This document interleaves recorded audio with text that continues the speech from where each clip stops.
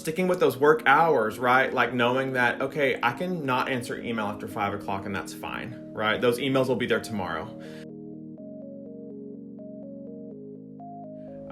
I have found myself, when taking a walk outside, calling up a colleague just to chat, maybe not even about work, right? And we're getting to, foster those relationships that I think are so critical in our learning communities, right? So I'm trying to take those nuggets of like good that are coming from this when it comes to communicating with those folks.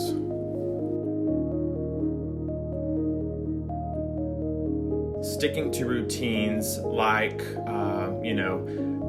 waking up at a certain time, making my pot of coffee while listening to NPR, but maintaining those morning routines that I sort of had in place, like still getting ready for work, right? And coming into the office, which I'm lucky to have a spare bedroom that we converted into an office space.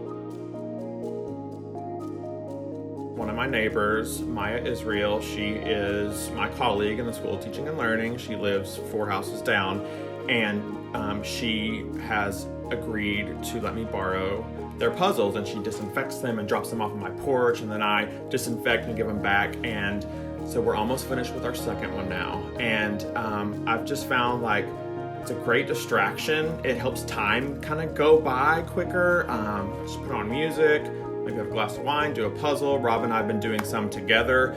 I get mad when he comes in and tries to put like the last piece in, and I've been working really hard on it. But we're doing one now that's Broadway musical, so it's fun because it's like different playbills from different musicals and different leading actors and actresses and things like that. Also, I'm like super proud now of like my little plants I have outside, like that I neglected in the past. I'm like, oh, look at these blooming. So I'm like showing them some TLC, right? There's time to like water and take care of and things like that. It sounds cheesy, but like seeing life through these plants, like it's a living thing, it's growing, it's blooming, things are still, life goes on. And so that's been something that I've gotten more into. You can only sit in front of your computer and Zoom or read and comment on work or work on your courses for so long before you got to take a break and step away. And so during those breaks, these little nuggets of things that I used to think there wasn't time for, or that, well, you have work to do, so you can't be doing that. It's like, well, now I can. So silver linings, right? The little things.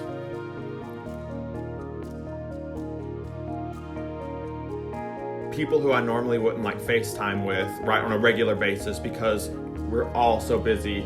Like we have this time now to check in with each other and reconnect. And we've all talked about that, how, wow, like I love getting to see you more, right? And, I'm holding onto that too with, things to look forward to, right? Like being on the back porch in the evening and FaceTiming friends from across the country who, a month ago, we come home from work, we're exhausted, we have dinner to cook and we have more work to do, right? And now it's like we're finding these spaces where we can just take care of ourselves, and in doing so, help take care of one another too.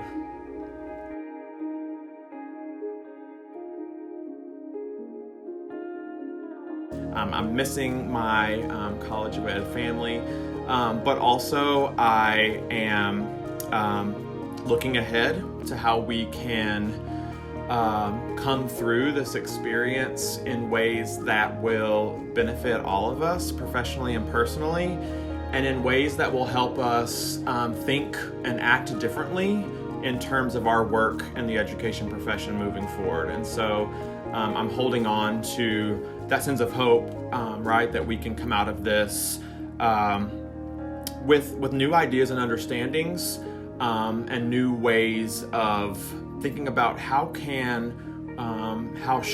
might we reconceptualize our work, right? And how might it look different moving forward? And how might that be better for those students and teachers and other stakeholders in the field?